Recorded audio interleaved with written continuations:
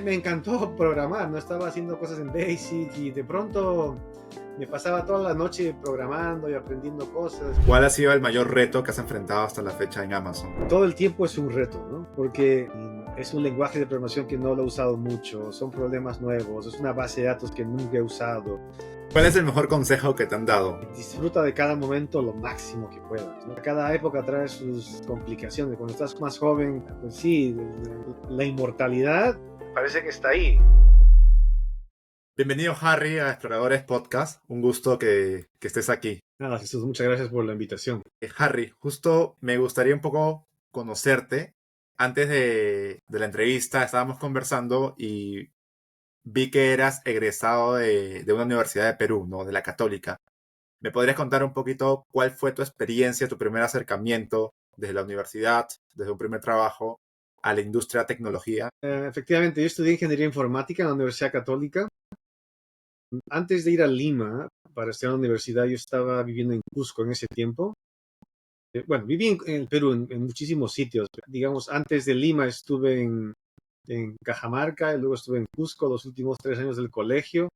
Y luego cuando me decidí por una carrera de ingeniería, decidí ir a Lima y la Universidad Católica me pareció muy interesante, visité el campus, me encantó. ¿Y qué te motivó a entrar a esta industria tech? Bueno, en realidad no, en esos años, en los años, cuando yo empecé la universidad, el año 1991, ya no existía tanta tecnología, ¿no? Las computadoras eran un poco, no era común ver computadoras en los trabajos. Yo recuerdo, mi primera computadora fue una Atari 800 XL con 64 kilobytes de memoria y ya se comenzaba a ver computadoras Apple ahí en Cusco, en Perú en general, pero no era muy común ver computadoras en las empresas o la gente no. Entonces cuando, digamos, yo empecé, fue más como una cosa de curiosidad, ¿no? Y volviendo un poquito, cuando estaba en tercer año de secundaria, una de las cosas, recuerdo que mi padre me compró una calculadora Casio, me acuerdo exactamente el modelo, 5200P. Entonces, era una calculadora pequeña, como un teléfono celular de ahora, que tenía una tapita y tenía el programa, tenía el lenguaje de programación Basic, me acuerdo. Entonces, claro, la pantalla era muy pequeñita, era simplemente una línea y a lo mejor 20 caracteres como mucho, ¿no? Pero me pareció interesante que existiera un lenguaje de programación. Me llamó muchísimo la atención, pero claro, no le dedicaba mucho tiempo en ese momento porque yo estaba muy metido en los deportes, jugaba muchísimo al tenis, al fútbol, por mi colegio también, y participaba en carreras, decatlón y estas cosas. Jugando un día fútbol por la selección de mi colegio, como no tenía nada que hacer, empecé a leer el manual de mi calculadora Casio y me encantó programar, no estaba haciendo cosas en Basic y de pronto me pasaba toda la noche programando y aprendiendo cosas. Y entonces le dije a mi padre que me comprase una computadora. ¿No? Entonces me la compró, me la trajo al día siguiente, me compré un par de libros de programación y empecé a coleccionar juegos con algunos amigos.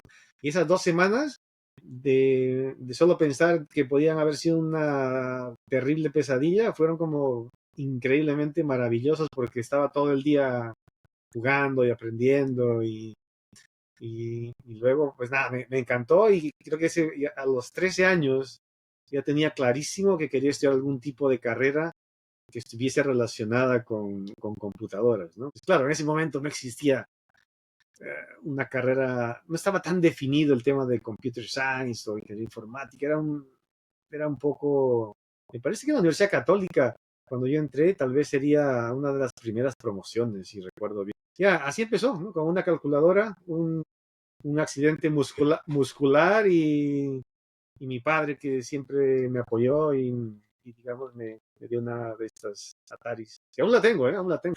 Quizás ahí para dimensionar un poco, a tenerlo como un punto de referencia para hoy, ¿no? ¿Qué sería esa Atari hoy en día? Ya es una pregunta un poquito complicada, ¿no? Porque hoy en día a lo mejor sería como, bueno, a lo mejor no una computadora, pero sí como una tecnología, como cosas de inteligencia artificial, ¿no? Como ChatGPT hace 2 años, que todo el mundo empieza Claro. ya algo muy nuevo, ¿no? A mí, por lo menos en Perú, estábamos un poco uh, atrasados en ese aspecto, ¿no? No, pues es un cambio increíble, ¿no? Ahora tú ves, vas a las empresas, si no tienes una computadora no puedes trabajar, o vas a una universidad, ¿no? Y todo el mundo está con laptops y portátiles, y cosa que en esos años era imposible imaginar una computadora que te pudiese dar tanto poder y tan pequeñita, ¿no? No, ya es un poco complicado, pero... Y luego de ya estar todos estos años dentro de la industria tech, alrededor de 25, por lo que pude ver, ¿cuál consideras que es el aspecto más satisfactorio de trabajar dentro de esta industria? Personalmente yo creo que para estar en este tipo de, digamos, de industria, te tienen que encantar resolver problemas y te tiene que gustar estar siempre aprendiendo nuevas cosas, ¿no? Entonces es una industria que cambia muchísimo, ¿no? Yo diría que cada cierta cantidad de años hay una revolución tecnológica o nuevas cosas que hay que aprender. En general, siempre hay que aprender algo nuevo, pero la intensidad, digamos, se mantiene en todos estos años. Tengo esta sensación de que nunca se va a terminar de aprender, ¿no? Y la sensación es que cada vez es peor porque hay más cosas y por aprender, entonces como que te tienes que enfocar un poco más. Para mí, que soy muy curioso, que me encanta aprender cosas nuevas, investigar, leer mucho, la capacidad de aprender a una velocidad increíblemente rápida es lo crítico para el futuro, ¿no? Bueno, menos mal que me retiro pronto, en unos, espero no más de 10 años, si quieres destacar en un ambiente tan competitivo, porque la competencia ya es mundial, ¿no? Ya no es una competencia local, ¿no? Como antes, a lo mejor, pero ahora es como compites prácticamente con todo el mundo. Y esa capacidad de innovar, de aprender rápido, si no la desarrollas desde pequeño, va a ser muy complicado para la gente poder adaptarse a los nuevos requisitos, ¿no? Del mundo que viene dentro de 5 o 10 años. De hecho, me parece interesante lo que acabas de comentar. Alguien que ha trabajado muchos años en la industria digital, ¿qué visión tendría ante ese cambio dentro de la vida, ¿no? Claro, estoy en una etapa de mi carrera en la que mis intereses han cambiado un poco, ¿verdad? Obviamente me sigue encantando la tecnología y amo lo que hago, pero también me gustaría ayudar un poco, ¿no? Sobre todo a la gente joven. He empezado a colaborar más en Perú con chicos jóvenes que salen de la universidad. Estoy intentando un poquito, ser un poquito más proactivo y conectarme con gente de la Universidad Católica, la UTEC, la UNI. Y por ejemplo, ya he ayudado a algunos chicos de la UNI, jovencitos, recién salidos, a tener unas becas en Amazon.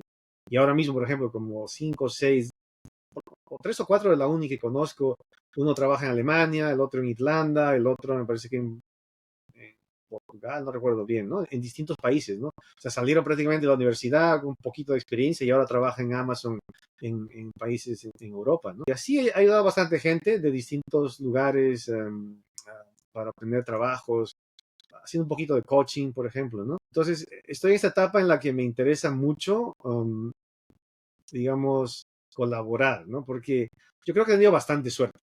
Digamos, nunca tuve un objetivo 100% claro de trabajar en Estados Unidos. Siempre me guiaba más por mis pasiones, por las cosas que me gustaban hacer.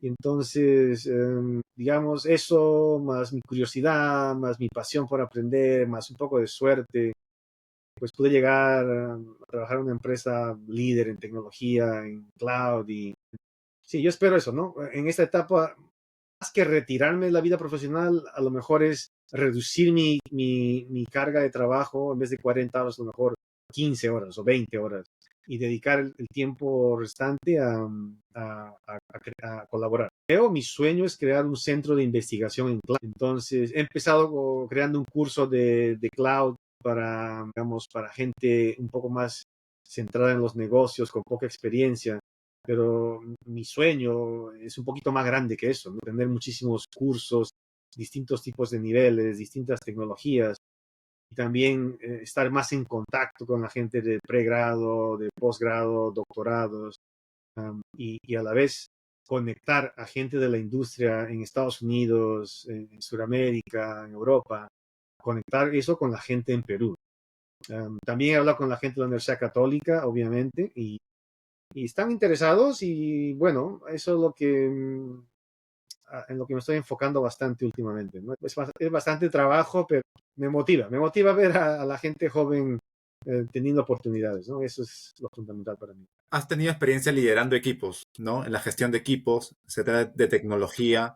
Me gustaría saber un poco cuál es tu enfoque para liderar equipos de tecnología en proyectos de alto impacto. Ya, esa es una buena pregunta. Yo creo que hay cosas que para cierta gente se les hace un poco más fácil, ¿no? Y para otra gente a lo mejor se les complica un poco. Para mí, personalmente, nunca tuve ningún temor o creo que naturalmente me estaba siempre inclinado a tener equipos o liderar.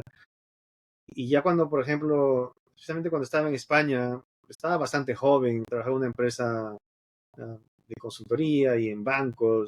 Y siempre tenía equipos a mi cargo, ¿no? Y a veces gente un poco más, digamos, un poco con más experiencia que yo y todo. Pero, entonces, a veces me pongo a pensar, ¿no? O sea, ¿cuáles son esas características? Obviamente yo diría que una característica es que seas una persona um, que sepa escuchar, ¿no?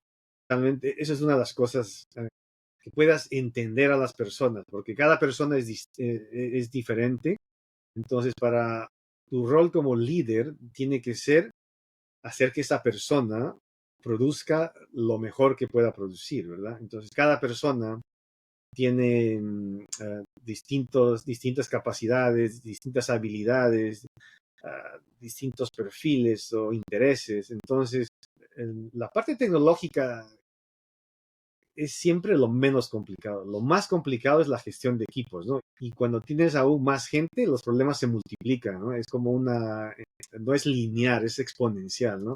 Tienes más gente, tienes muchísimo más problemas, ¿no? Entonces yo creo que saber escuchar, obviamente, ¿no? Es una cosa, entender a las personas es otra cosa importante, tener la personalidad adecuada para liderar desde yo diría, con el ejemplo, capaz de corregir, pero siempre de una manera positiva, ¿no? O sea, siempre hay maneras de comunicarse y definitivamente siempre hay la mejor manera de comunicarse. ¿Qué otras cosas? Y también uno va aprendiendo, ¿no? Con el tiempo y la experiencia. Yo he tenido la suerte de vivir y trabajar en muchos países, entonces eso me ha ayudado a entender distintas culturas. Entonces, esto facilita muchísimo trabajar en equipos multiculturales, multidisciplinarios. Um, Ahora es muy trabajar con gente de distintos países, en distintos usos horarios.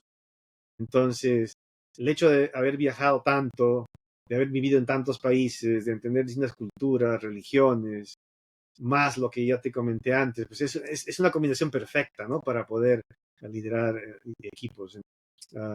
Hay un poco de todo, ¿no? Hay un poco de todo. ¿Sientes que parte de ese aprendizaje en conocer diferentes contextos nutre mucho el liderazgo o el tipo de liderazgo que puedas tener en un equipo? Claro, definitivamente. Y también hay que tener esa capacidad de ser flexible y tener la capacidad de adaptarse a las condiciones, ¿no? Claro, a veces cuando uno va de turista a algún país, percepción obviamente no es la misma, ¿no? Vivir en un país ya te cambia la perspectiva completamente, ¿no? Y por ejemplo, en mi caso, tuve la fortuna, además de vivir en muchos países, también viví en muchos lugares en Perú, muchas ciudades, ¿no? Viví en Ayacucho, en Cajamarca, en Cusco, en Lima, un poco en tiempo Huancavelica, no recuerdo, bueno, no recuerdo más, pero por lo menos esas ciudades. Viajé mucho por todo el Perú, porque mi padre trabajaba en un banco. Entonces, tuve esa suerte de entender, incluso en el Perú, ¿no? Porque yo creo que a veces, yo creo que no hay tantos peruanos que conozcan tanto en el Perú, ¿no? Es lo más común, ¿no? Trujillo, Cusco, Arequipa y poco más, ¿no? Pero bueno, yo conocí mucho del Perú, viajé muchísimo y claro, eso tal vez parte de mi curiosidad también, ¿no? De querer aprender más, de querer entender más y conversar mucho con gente adulta, escuchar y aprender de los problemas o las experiencias ajenas. Eso también, yo creo que para mí me formó desde pequeño mi capacidad de adaptación y el hecho de ir cada 2 años a otra ciudad, ir a otra escuela, volver a ser amigos, adaptarse. Eso hasta los 10 años para mí era una tortura porque me costaba, era un poco difícil hacer nuevos amigos, pero después ya como con el tiempo me fui acostumbrando. Entonces, adaptarme a una ciudad para mí es ahora como nada, prácticamente nada. Hace poco estuve en Japón, no trabajando, me dieron una visa de trabajo, estuve en un proyecto en Japón y me la pasé sin nada, encantado de la vida, ¿no? O sea, Un lunes normal. como Otro si lunes. hubiese otro día. Exacto. Eso espero que en el futuro las nuevas generaciones tengan esa experiencia de poder visitar, vivir en otros países, aunque sea un par de meses, te cambia la vida. Definitivamente te cambia la vida, ¿no? Sí, de hecho justo hoy hablaba con una de mis mentoras y me contaba de que como objetivo personal alguien siempre tiene que tener al menos hacer un viaje fuera del país al año. Claro, es lo ideal. Claro, es lo ideal. La Sí. realidad ya puede ser otra cosa. Depende de los recursos, tiempo, ¿no? Pero bueno. Y justo, Harry, me gustaría, hablando ya de los equipos de tecnología, ¿cómo mantienes la motivación dentro de los equipos que lideras y la curiosidad sobre todo por seguir aprendiendo, ¿no? Porque al final, como mencionaste en una parte, este rubro de tecnología es súper cambiante. Claro, es una excelente pregunta. Mira, voy a empezar personalmente, ¿no? En mi caso, por ejemplo, desde pequeño yo siempre tuve mucha curiosidad por aprender cosas nuevas, constantemente, ¿no? Y lo vi y lo aprendí mucho de mi abuelo. Mi abuelo, por ejemplo, cosía, pintaba, tocaba la guitarra, hablaba varios idiomas, porque hacía negocios, entonces español, obviamente, hablaba el quechua, aprendió el quechua tratando de hacer negocios, o incluso aymara, me parece que. Entonces, mi abuelo también le gustaba la carpintería, entonces siempre estaba haciendo algo, mi abuelo. Como, entonces, le veía, le observaba y me contaba historias y- y tenía como esa capacidad de, de- de hacer muchas cosas todo el tiempo y a veces pareciera que al mismo tiempo. Yo estaba siempre como magnetizado con lo que hacía mi abuelo, ¿no? Mi padre era un poco más dedicado a sus cosas. Mi madre, por ejemplo, también siempre fue de ese tipo, se metía a cursos. Por ejemplo, yo cuando estaba pequeño, acompañaba a mi madre a sus cursos se dice costurería, bueno, no sé cómo se dice la palabra, pero para aprender, para coser, ¿no? Y luego mi madre se iba al yoga y de cocina, qué sé yo, de todo un poco. Entonces siempre estaba yo detrás de ella y estaba curioso, ¿no? Por aprender. Y entonces yo creo que hasta ahora mantengo esa, digamos, esa curiosidad innata. Y yo, por ejemplo, a mi hijo siempre le ando cosiendo la ropa, tengo máquinas de coser, me encanta soldar, tengo un taller de carpintería, me gusta pintar, hago deportes, tengo un montón de hobbies. ¿No? O sea, si me retiro hoy, sería el hombre más feliz del mundo, porque puedo llenar mi día con todas las cosas que me gusta hacer, ¿no? Colecciono computadoras, reparo cosas electrónicas, como ves un montón de juegos ahí por atrás, de consolas de los 70s, 80s, y mi hijo es igual, ¿no? Entonces, bueno, volviendo a la pregunta, ¿no? Para Yo creo que en mi caso es una cosa natural. No, no, lo raro para mí es estar quieto. Lo raro para mí es no estar aprendiendo algo nuevo. Pero, por ejemplo, en los equipos en los que yo trabajo, y en Amazon sobre todo, creo que el proceso en parte te ayuda a detectar personas que más o menos tienen ese perfil, ¿no? Que les encanta resolver problemas, que quieren aprender constantemente, que les gusta escuchar consejos, que, que les gusta, ¿cómo se dice? Feedback en español, como retroalimentación. Quiero saber qué estoy haciendo mal. Me encanta saber lo que estoy haciendo mal.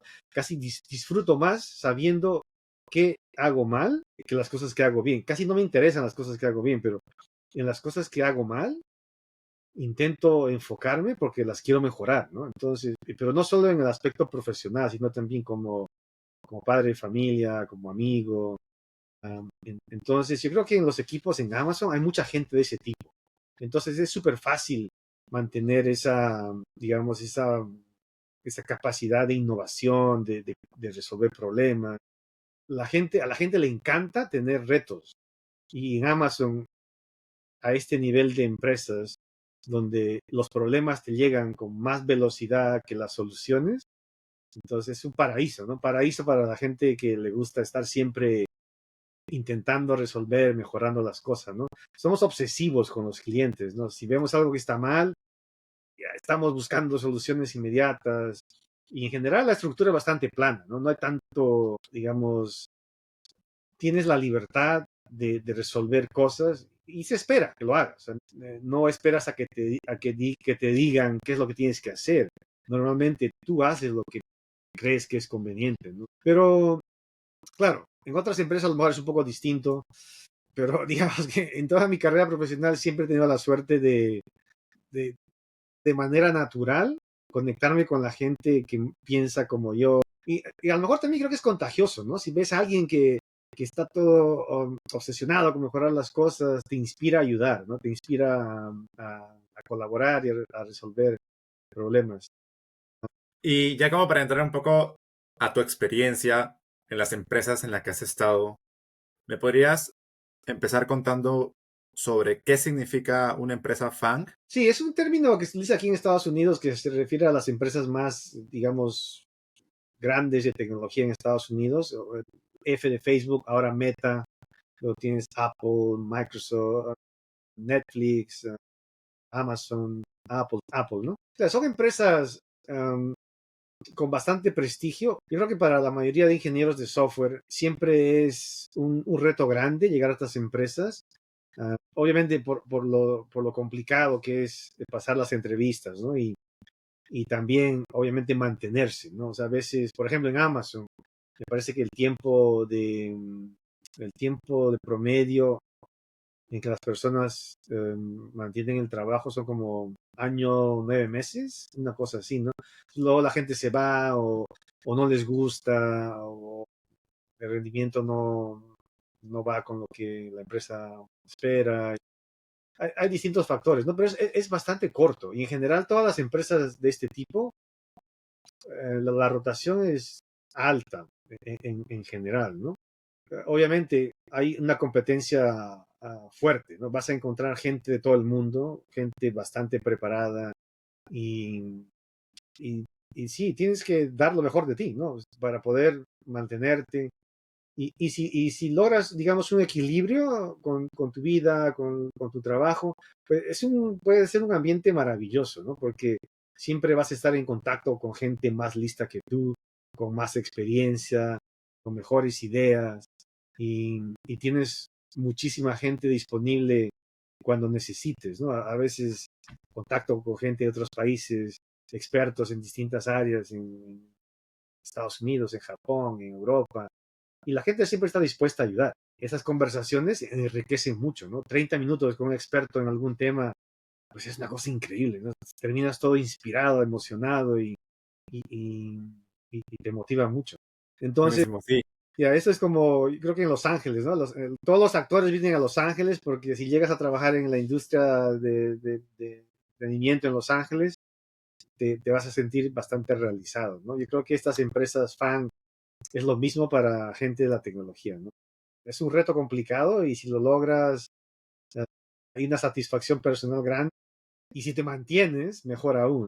Llevo 5 años y es complicado, es complicado. Es como si acabas de empezar, siempre aprendiendo algo nuevo, siempre algún reto nuevo. No, yo estoy encantado, no me puedo quejar. Y justo mencionaste la palabra retos. ¿Cuál ha sido el mayor reto que has enfrentado hasta la fecha en Amazon? Casi te diría que todo el tiempo es un reto, ¿no? Siempre pasa que a veces tengo proyectos y es un lenguaje de programación que no lo he usado mucho, son problemas nuevos, es una base de datos que nunca he usado.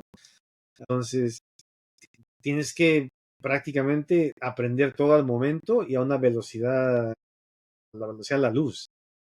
Y entonces, claro, como puedes cambiar equipos en Amazon, entonces estás siempre o puedes también estar en un equipo por un buen tiempo, pero la gente cambia mucho, ¿no? Después de 2, 3 años van rotando a otros equipos. Yo diría, por ejemplo, ahora estuve en un proyecto en Japón, trabajando con gente de Amazon en Japón. No puedo dar mucho en detalles porque es un tema bueno, no puedo hablar del tema, pero la experiencia fue tecnología completamente nueva que nunca había visto en mi vida. Todo prácticamente en proceso de creación, trabajando con gente de Japón, de gente de Europa, de Estados Unidos. Y estando en Japón, tenía que reunirme con algunos empleados de Amazon en Japón. Claro, el idioma es una barrera, ¿no? El inglés, a lo mejor en Japón no es tan popular, entonces, y nosotros, mi japonés es nulo, entonces, mi japonés, no tengo, entonces teníamos reuniones intentando comunicarnos en tecnologías nuevas, con gente de distintos países, intentando hacer algo digamos, complicado, ¿no? Muy complicado. Y además el problema tecnológico es también las diferencias culturales, ¿no? Porque en Japón, Claro, yo te diría que en Japón las diferencias culturales son ah, más complejas, ¿no? A lo mejor estás en Perú, Norteamérica, Europa, es un poco más parecido, pero en Japón es complicado, es distinto, ¿no? Hay que entender la cultura japonesa. No, pero me encantó. Después de unos meses ya estaba adaptado, ya con esta gente, con estos compañeros, ya nos íbamos a tomar una cerveza, a comer y no sé cómo nos entendíamos, ¿no? Era a lo mejor un par de palabras de japonés, un par en inglés y ya estábamos como conectados, ¿no? Pero tomó un tiempo, creo que fueron como 6 meses de, de un poquito de estrés, ¿no? Y claro, ahora, a veces tenía que hacer una presentación. Tenía a una persona que me hacía la traducción en tiempo real, ¿no? Pensar como en pedazos de unas 20 palabras para darle tiempo al traductor de hacer digamos, la traducción en tiempo real. Y luego tenía que retomar mis ideas. Y entonces ya, a veces se me olvidaba dónde estaba. Estaba como, claro. era complicado pensar en bloques, ¿no? Entonces, al principio, terrible, una experiencia, pero sentía que no estaba haciendo buen trabajo y me costó. Pero luego ya después de 6 meses, como te digo, ya nos adaptamos y al final salió una cosa increíble, ¿no? Sí, trabajamos mucho y todo, pero nada, encantado, ¿no? Unas historias en Japón, las vistas a la ciudad, bellísima, trabajar durísimo, pero luego y también salíamos a comer, a divertirnos. Eran días larguísimos, pero como en Amazon tenemos esto de trabaja durísimo, diviértete mucho y haz historia, ¿no? Esa es como la frase, ¿no? Entonces creo que fue una de esas veces que sí, ajá, esto es exactamente lo que es Amazon, ¿no? Trabajar mucho, divertirse mucho y hacer historia, ¿no? Buenísimo. Y dentro de Amazon, ¿cómo manejan la escalabilidad de sus productos? Tienen bastantes productos desde servicios, está la parte física, que es el retail. Entonces, ¿cómo manejan esta escalabilidad de los productos? Ya, es una buena pregunta. Claro, todo depende hay distintos equipos, distintos tipos de requerimientos de escalabilidad, ¿no? Por ejemplo, siempre me pongo a preguntar, ¿no? Amazon S3 o S3, la cantidad de información que se sube cada segundo es una cosa que dices, wow, ¿no? O la página de Amazon incluso, ¿no? La página de Amazon. Pero, güey, la verdad, hasta cierto punto los conceptos de aplicaciones distribuidas, de escalamiento horizontal, vertical, ese tipo de conceptos que se aprenden de cualquier libro, de cualquier blog, son, son son comunes de aplicar, excepto que a lo mejor tienes que hacer un refinamiento, o- pero no es tan, diría yo, no es nada del otro mundo, es simplemente lo que se sabe, lo que está disponible en Internet, un poco de trabajo, una optimización en ciertas cosas, ¿no? Por ejemplo, si hablamos de la página de Amazon, yo no trabajo en la página de Amazon.com, pero estuve leyendo un artículo, ¿no? En la que decían que y me parece que es así. La página de Amazon, tú la ves, o cualquier persona la ve como una unidad. Es una página donde puedes buscar, tienes un cochecito de compras, puedes buscar productos, hay distintos tipos de servicios, ¿no? Como por ejemplo, puedes comprar libros, audiobooks y cosas así, ¿no? La página está compuesta por, no sé, me parece que como 2000 microaplicaciones, ¿verdad? Entonces imagínate que ves la página y ves 2000 aplicaciones trabajando, coordinando entre ellas, ¿no? Cada aplicación probablemente está formada de un equipo de entre 5 y 10 personas. Se encargan de algunas partes en concreto y hacen el despliegue de esa aplicación constantemente e independientemente del resto. Hay secciones, hay partes que tienen más tráfico que otras, ¿no? Entonces ahí hay que aplicar, digamos, unos más conceptos de escalamiento horizontal y en algunos casos escalamiento vertical, y todo está con código, ¿no? O sea, todo tiene que ser infraestructura como código, todo está automatizado, los despliegues, los rollbacks, todo está monitorizado, se pueden detectar cosas con anticipación cuando el rendimiento está decayendo. Hay bastantes cosas proactivas y digamos, con tanta gente, tantos microservicios funcionando, se hace un poco más fácil, ¿no? Porque distribuyes la complejidad en muchos equipos, y entonces se hace más manejable, ¿no? Bueno, ahora en otras aplicaciones un poco más concretas, yo que sé, Amazon Prime, no conozco mucho de eso, pero sé que utilizan servicios de Amazon, ¿no? Eso está claro porque salió un artículo hace poco de una migración que hicieron de microservicios un poco más a una aplicación monolítica y hablaban de la experiencia. Entonces, por eso lo estuve revisando. Sí, yo creo que ya para un poco para resumir todo lo que dije, ya los conceptos de escalabilidad son bastante conocidos y encima de eso siempre hay que hacer optimizaciones, ¿no? Y claro, tenemos Amazon Web Services que nos facilita la tarea de automatizar la creación de infraestructura y también la automatización de toda la parte de despliegue, de rollbacks y de monitorización. Todo desde código, o sea, todo es código, totalmente todo. Y hablando ya un poco sobre la experiencia que alguien podría tomar para llegar a trabajar en una de estas empresas FANG que hablábamos, como Amazon, por ejemplo, ¿qué le recomendarías a alguien de Latinoamérica que quiera seguir sus pasos y trabajar en una empresa FANG? Bueno, lo primero es el inglés. Tienes que saber inglés perfectamente, o por lo menos un nivel de inglés bastante bueno. Sin inglés, imposible. No hay manera. Es el idioma universal, todo el mundo se comunica con inglés. Entonces, eso es lo primero. Lo segundo, yo diría, lo mejor es no enfocarse en tecnologías en concreto, sino enfocarse en la resolución de problemas, en la capacidad de comunicarse, de trabajar en equipo, de resolver un problema. Esto obviamente se puede trabajar y mejorar, ¿no? Y también obviamente hay una parte técnica. La mayoría de las entrevistas requieren código y también diseño de sistemas. En la parte de código hay muchos websites en los que puedes encontrar preguntas tipo, en las que puedes ir practicando. Pero claro, cuando haces ese tipo de, practicas este código, la idea no es memorizar, ¿no? La idea es entender cómo resuelve ese problema, ¿no?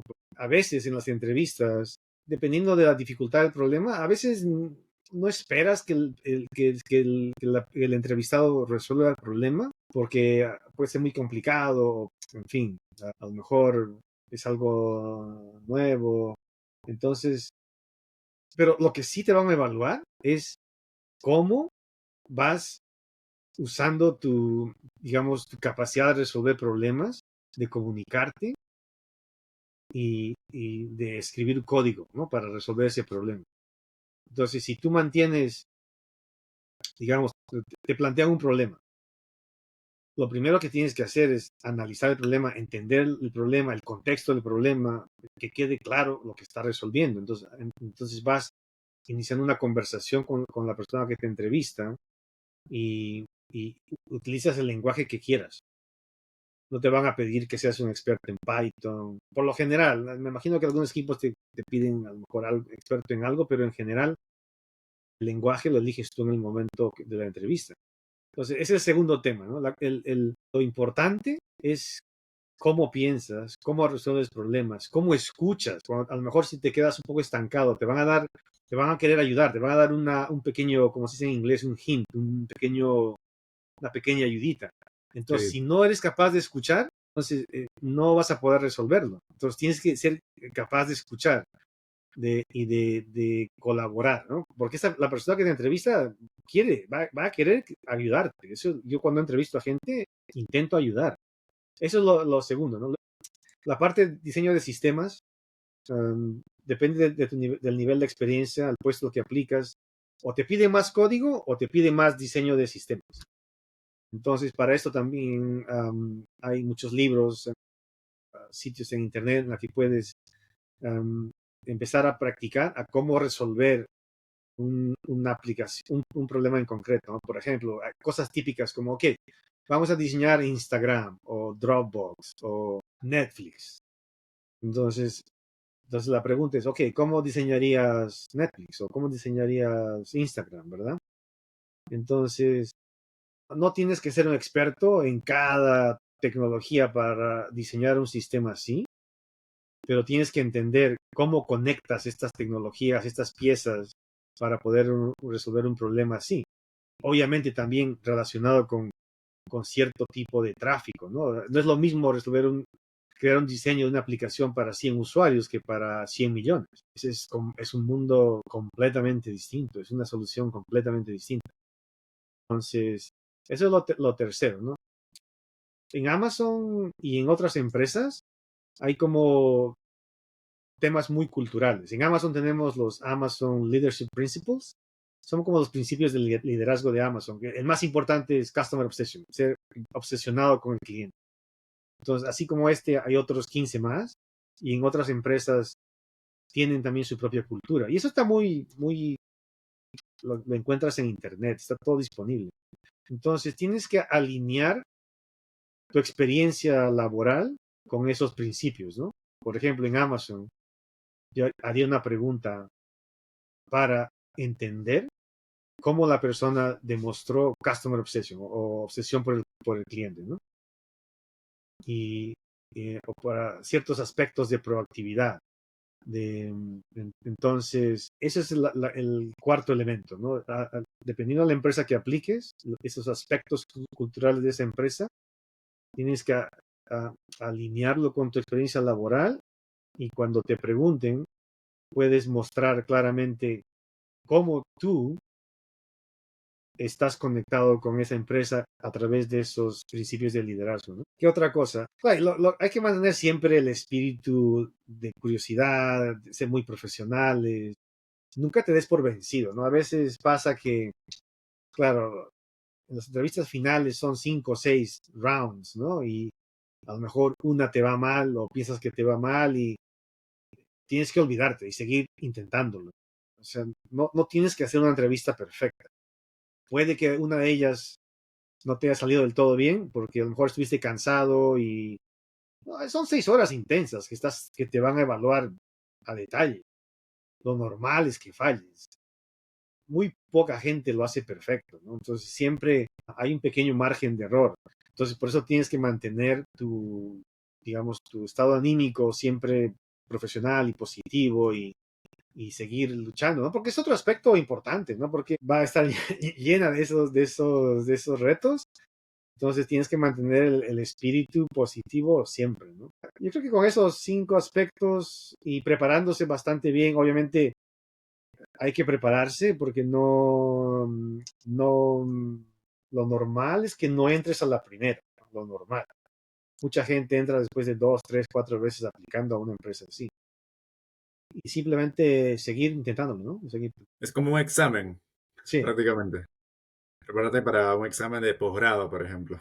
sí, exacto. Hay que estudiar, hay que prepararse porque, claro, estás compitiendo mira, por ejemplo, vas cuando a veces visito amigos en Microsoft, en Google, entras y es como si todo el mundo estuviese metido, ¿no? Gente de Asia, de Sudamérica, de Europa, de África, de todos los continentes, están ahí.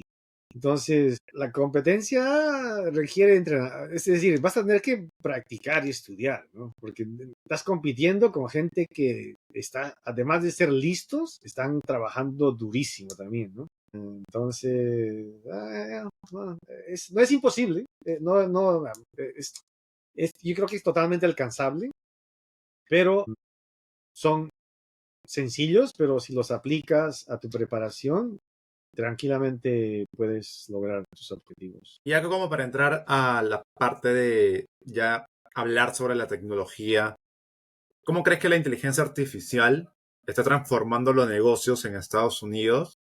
¿Hay algún caso de uso, algún ejemplo que hayas visto que te haya impactado? Mira, desde hace años, ¿no? Tecnología, nosotros los ingenieros de software prácticamente tuvimos mucha influencia en todos los ámbitos. Como que nos metimos en las cocinas de todas estas otras carreras.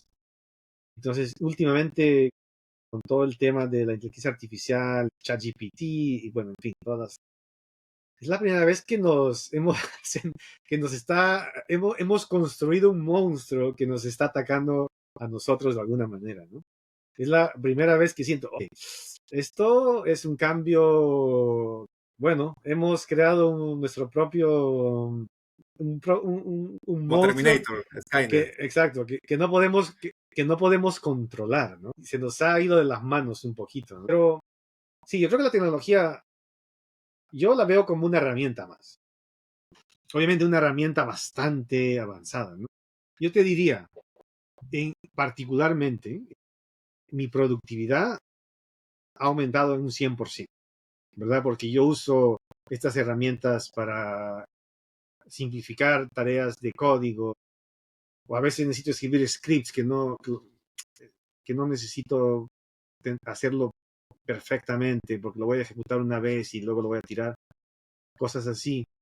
Escribir documentación, sumarización, todo ese tipo de cosas me ha ayudado a acelerar mi productividad.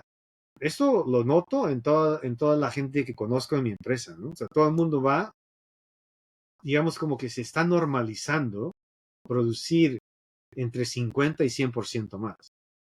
Eso es lo normal. Entonces, yo al principio tenía esa ilusión de, ok, con esta herramienta voy a producir más rápido, pero entonces voy a tener más tiempo, voy a trabajar menos, ¿no? Pero no, todo el mundo está produciendo igual. Entonces estamos en un incremento de productividad que, bueno, al final beneficia a la humanidad, a las empresas, a, nos ayuda en muchos aspectos a enfocarnos en problemas, en las partes más difíciles de los problemas, y empezar a reducir cosas que son muy repetitivas, ¿no? Y entonces yo veo que el tema de la programación va a cambiar drásticamente en los próximos 5 o 10 años. No va a ser lo que conocemos hoy en día, pero yo creo que todavía va a existir, ¿no? Vamos a tener que pensar de una manera distinta, pero programar de la manera en la que hacemos hoy en día, no creo que sea sostenible, ¿no? En los próximos 10 años. Ahora, yo lo veo porque, claro, trabajo en una empresa tecnológica, pionera, avanzada, y para mí es normal verlo, ¿no? Pero me imagino que con el paso del tiempo va a suceder en todos los ámbitos. Llegarás a tener tu propio agente como si fuese que a lo mejor vas a entrenar y te va a ayudar lo vas a personalizar para que piense, actúe como tú, tenga tu estilo de escritura, tu estilo de comunicación, y entonces ya puedes automatizar un montón de cosas y a lo mejor solo te vas a tener que centrar en aspectos que te gusten más, que te llamen más la atención, ¿no? Entonces yo creo que eso va a pasar y desafortunadamente hay gente que no se adaptará, y hay gente que sí, y entonces pasará lo mismo que cuando lo que pasó con las tecnologías en los 90, ¿no? Cuando había gente que se adaptó más rápidamente a las computadoras, al software, y gente que no. Entonces me imagino que va a pasar lo mismo, ¿no? Con estas herramientas. Que te imagínate, estamos en pañales en estas herramientas. En 10 años, casi no me puedo ni imaginar, ¿no? Lo avanzado que va a estar. Pero lo veo de manera positiva, la verdad. Yo simplemente creo que si al final de cuentas nos seguimos preparando si nos dedicamos a enseñar a nuestros hijos, a nuestras nuevas generaciones, a ser más flexibles de pensamiento, más adaptables, la información más rápido, tener la capacidad de aprender más rápido, más las herramientas, perfecto. Ahí va a estar la clave de la gente que va a estar en posiciones de liderazgo y gente que no va a estar, ¿no? Pero claro, también hay otro aspecto, ¿no? Con tanta automatización, yo creo que también vamos a empezar a valorar más las cosas que son hechas a mano, ¿no? Por ejemplo, ahora quiero un carpintero que me haga una mesa perfecta y el punto de venta clave es hecho a mano, sin intervención de robots o inteligencia artificial. Es un diseño puro humano, una cosa así, ¿no? Yo creo que vamos a empezar a valorar esos aspectos de cómo aprender a bailar, cómo aprender a hablar en público, cosas que complementan esa parte tecnológica, ¿no? Porque, claro, no creo que uh, no podemos estar todo el tiempo con la tecnología, ¿no? Tenemos también que interactuar, socializar, hacer deportes, cocinar, esos placeres de la vida que son tan básicos, pero tan disfrutables, ¿no? Para mí cocinar me encanta, entonces lo disfruto, no creo que lo deje para un robot en el futuro. O por lo menos no todo el tiempo, ¿no? Lunes a viernes sí, pero el domingo o el sábado yo cocino, ¿no? Buenísimo. Harry, un poco con respecto a tu visión sobre la tecnología y lo que hablabas al inicio de transmitir todo lo que has aprendido, conoces a la región de Latinoamérica, Perú, ¿no? Que ya está viendo algunos proyectos, iniciativas. ¿Cuáles son los primeros pasos en una empresa tradicional en Latinoamérica, en la región, que debería tomar para poder digitalizarse, quizás ser más competitiva hablando tecnológicamente? Claro, una pregunta complicada, ¿eh? Pero mira, ¿sabes? Y esto es una cosa que creo que se aplica también a nosotros, ¿no? Como personas. O sea, para poder mejorar, tienes que ser consciente dónde estás, ¿verdad? Tienes que reflexionar, tienes que documentar. Entonces, em, luego tienes que hacer una proyección, ¿verdad? Yo, por ejemplo, diría, no estoy, quiero aprender estas tecnologías, tengo estas deficiencias, estas habilidades. En 5 años quiero estar en esta posición. ¿Qué es lo que necesito hacer a partir de hoy para estar en 5 años ahí? Entonces necesita ese proceso de auto, bueno, no sé si puede decir autorreflexión, pero ya reflexión es reflexión, ¿no? Ese proceso de reflexión, yo creo que las empresas deberían, si pudiesen tener una especie de auditoría y decir, ok, vamos a revisar exactamente todo lo que pasa en nuestra empresa, los procesos, y entender exactamente cómo están a día de hoy. Ahora, eso te ayuda a tener un punto de partida. Luego tienes tus objetivos a corto, mediano y largo plazo, que es lo segundo, que ya es un poco más de tener una visión, a tener una proyección. Y después de eso ya tienes que empezar a trabajar, ¿no? Yo he notado mucho que en Perú, por ejemplo, no están completamente automatizadas, ¿no? Todavía hay muchos información que se manejan en hojas de cálculo y a lo mejor en bases de datos y cuando pides algo tienen que estar combinando y haciendo magia para sacar un informe. Entonces, y a veces por el día a día la gente intenta hacer lo mismo y la gente que entra a las empresas a veces por necesidad de adaptación no intentan mejorar las cosas sino adaptarse a lo que ya existe, ¿no? De vez en cuando entra alguien nuevo que quiere cambiar algo y a veces la fuerza cultural de la empresa Lo absorbe. lo absorbe y ya no te da más opción. Entonces, las empresas que van a sobrevivir van a ser aquellas empresas que puedan hacer este ejercicio de reflexión, de tener esta proyección y empezar a automatizar los procesos, maximizar el tiempo, ¿verdad? Tener todo de una manera organizada. Porque al final de cuentas, si no tienes procesos, no tienes mecanismos, no tienes datos, no tienes nada, ¿verdad? No hay una inteligencia artificial que te ayude cuando no tienes los datos de una manera más o menos, o idealmente súper estructurada y muy organizada. Entonces, ahí está la clave.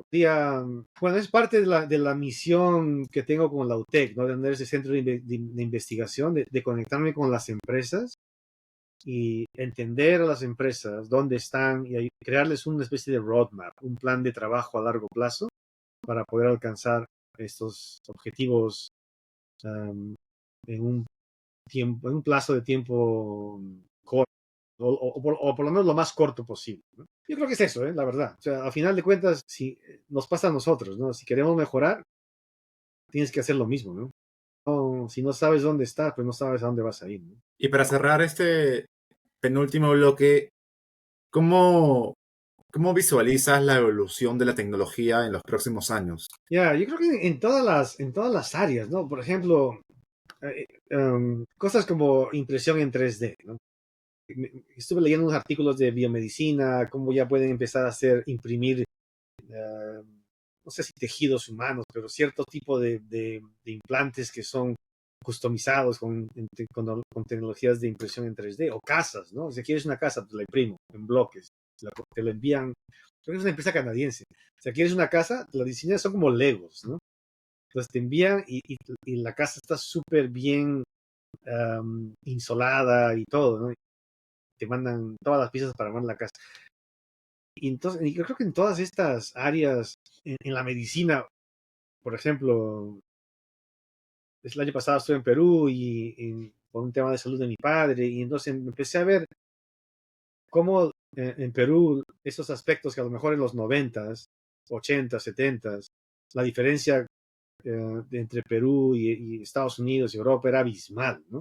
Pero ahora me parece que con el Internet, con un mercado global un poco más abierto, ese tipo de cosas han avanzado tanto que casi te diría en muchos aspectos hay cosas que a lo mejor en Perú se hacen mejor. El año pasado mi hijo le dio una infección, una especie de sinusitis, y fue al doctor y nos atendieron increíblemente bien ahí en Lima.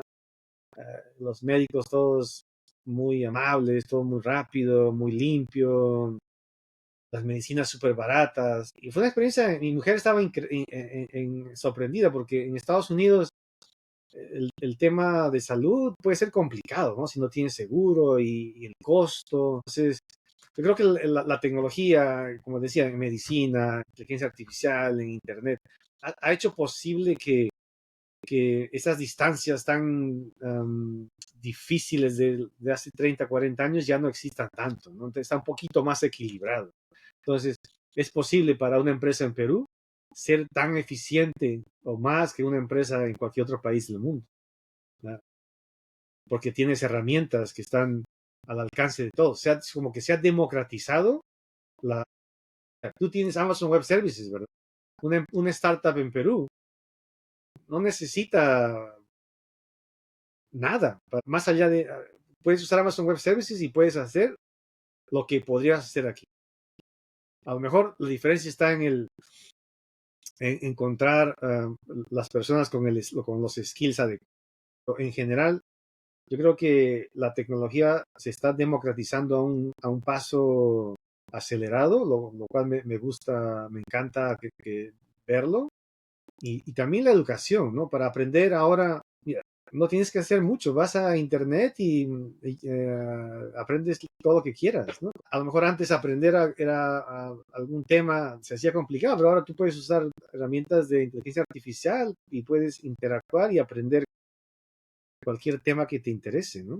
Eso estoy como maravillado porque ya yo creo que las personas que tienen la capacidad ya no tienen la excusa, ¿no? Simplemente ahora ya está todo al alcance de todo. Entonces, yo creo que por ahí, um, y eso va a seguir mejorando, yo creo, ¿no? Se mejorará la infraestructura, el acceso a Internet. Entonces, yo lo veo bastante positivo, como un mundo más equilibrado en general en el mundo, pero claro, también a lo mejor un poco menos agradable de conversar es que las diferencias en cada país, siempre va a haber esas diferencias entre gente con más acceso a tecnología y menos acceso, se va a ir acrecentando, como lo que va a pasar con la inteligencia artificial, ¿no? La gente que se adaptará y gente que no se adaptará. Y si tienes un trabajo, hay muchísimos trabajos que probablemente desaparecerán porque ya pueden ser automatizados al 100%. Entonces, claro, esa es la parte que me preocupa, pero también veo toda la parte positiva, ¿no? Me gustaría que los gobiernos um, y en general la sociedad le ponga también énfasis en las personas que van a tener más dificultades en adaptarse, ¿no? Por distintas razones, no solamente porque, digamos, falta de acceso, en fin, pero yo creo que vamos a tener que trabajar en equipo mejor, ¿no? Y ya para entrar al último bloque de preguntas rápidas, ¿qué consejo le darías a alguien en sus veintes? Mira, me encanta. Yo diría, disfruta al máximo todo lo que haces, ¿no? Cuando estudies, estudia como un animal. Si trabajas, trabaja durísimo. Si te diviertes, diviértete lo más que puedas. Viaja lo más que puedas. No tengas miedo de cometer errores. Intenta escuchar a la gente, pero también experimenta, ¿no? Disfruta la vida, vive, que el tiempo pasa, pero súper rápido. Cuando menos te das cuenta, ya estás en tus 30. ¿Cuál libro, podcast o contenido recomendaría? Uf, no, yo creo que con mi hijo y todo es muy relativo. Ahora estoy en un proceso de aprendizaje de ajedrez, porque mi hijo se interesó en ajedrez. Entonces, después de 2 o 3 meses, me ganó, entonces me quedé un Practicó. poquito, exacto. Entonces ya me puse a estudiar mucho ajedrez y libros y vídeos. Entonces veo muchísimos youtubers especializados en ajedrez y información de ajedrez, ¿no? Ahora mismo estoy como siguiendo a lo que mi hijo quiere hacer, ¿no? Pero me imagino que en unos años cambiará un poquito, ya volveré a lo que normalmente hago, ¿no? ¿Cuál es el mejor consejo que te han dado? Y creo que el mejor consejo que me dieron es lo que te decía antes, ¿no? Me decían, hey, disfruta de cada momento lo máximo que puedas, ¿no? Y a veces cuando lo escuchas cuando estás joven, no suena tan interesante, ¿no? Estás joven, piensas que eres invencible, ¿no? Piensas que todo dura para siempre, pero no es así, ¿no? O sea, cada época trae sus complicaciones. Cuando estás más joven, claro, cuando estaba más joven, yo iba con mi moto a 220 kilómetros por hora en las carreteras, bueno, no lo van a escuchar en inglés así. Y yo estaba disfrutando y no pensaba mucho, ¿no? Pero claro, ahora teniendo un hijo, una familia, dice, no, ok, ya lo disfruté, sobreviví, por suerte, y ahora ya un poco más calmado, ¿no? Um, Cada época tiene sus momentos, entonces cuando estás en los 20 tienes que disfrutar, experimentar mucho y tratar de estar presente, ¿no? Si estás con los amigos disfrutando, pues disfrútalo al máximo, conversa con tus amigos, sal a beber, no estés con el teléfono. Luego, si toca estudiar, estudia, ¿no? Y si toca hacer deportes, pues haz lo mismo, juega con todas tus pasiones, ¿no? Para mí eso es lo clave. Intento hacerlo todos los días, la verdad. Buenísimo. ¿Y cuál es el mejor hábito que has adquirido en los últimos años? El mejor hábito para mí es tratar de aprender constantemente algo nuevo, ¿no? Son siempre una lista de cosas que quiero aprender en mis distintos hobbies o también temas del trabajo. Entonces siempre estoy intentando crear algo nuevo, innovar y aprender siempre algo nuevo. O sea, es lo que me alimenta cada día. Genial. Si pudieras poner un mensaje en el cielo, ¿cuál sería? Un mensaje en el cielo. Me gustaría mandar un mensaje a mi hijo y a las futuras generaciones y decirles que, bueno, espero haber hecho lo mejor para que ustedes disfruten lo que yo estoy disfrutando ahora, ¿no? Por ejemplo, cosas como cada vez que voy a Perú puedo comer un ceviche increíblemente delicioso y disfrutar de unos pescados maravillosos. Pero claro, pero eso implica responsabilidad. Espero que no lleguemos en esa situación que todas las cosas estén desapareciendo. Entonces espero que enviarles ese mensaje. Hey, todo lo que yo disfruto ahora, espero haber sido responsable para que tú también lo disfrutes. Qué buen mensaje para inspirar a las siguientes generaciones de el impacto, ¿no?, que estamos dejando actualmente. Claro, claro. Y ¿Cuál consideras que es tu win, algún logro este año? El mejor logro este año. Sí, Bueno, yo creo que a lo mejor suena un poquito anticuado, pero volver a jugar ajedrez y llegar a, digamos, yo creo que, bueno, nunca, hace años creo que a lo mejor llegué a mi elo era a lo mejor 1500 y entonces he vuelto a jugar y obviamente después de muchísimos años, ¿no? Hace poco llegué otra vez a 1000 y ya estoy como orgulloso, ¿no? Porque con el poquísimo tiempo que tengo, tienes que estudiar, tienes que practicar y todas las aperturas. Entonces, para mí, eso y poder seguir ganándole a mi hijo de vez en cuando, porque claro, los niños aprenden tan rápido y ellos tienen ahora, tienen mi hijo muchísimos libros, tiene chess.com donde puedes jugar con un robot y analizar tus jugadas, aprender aperturas, middle game, end game. Entonces, es lo que aprendió en 6 meses, yo lo aprendí en 4 o 5 años cuando tenía su edad, ¿verdad? Entonces, estoy súper orgulloso de que en estos 4 o 5 meses he podido volver a 1000 y espero llegar a 1500, a lo mejor en 2 años, no sé, lo que se pueda, ¿no? O tres, no lo sé. ¿con cuál creencia o mito, Harry, que hayas escuchado en algún momento, no estás de acuerdo? Ese mito de con trabajo fuerte no trabajo fuerte, a mí no me gusta mucho. Bueno, es verdad, hay que trabajar duro, pero también hay que trabajar inteligentemente, ¿no? Hay que crear conexiones, hay que crear una red de gente, hay que ser buena persona, hay que ayudar a la gente, porque de esa manera combinas todas las cosas que necesitas para para cuando tengas la oportunidad, puedas, digamos, tomarla y lograr tus objetivos, ¿no? El trabajo en sí, a lo bruto, especialmente en estos tiempos, donde es importante también poder trabajar en equipo y poder, digamos, usar otras herramientas, ¿no? Además de, digamos, esas capacidades nuestras de ser inteligentes, proactivos, de colaborar, en fin. El trabajo duro no creo que llegue a mucho en estos tiempos. Claro.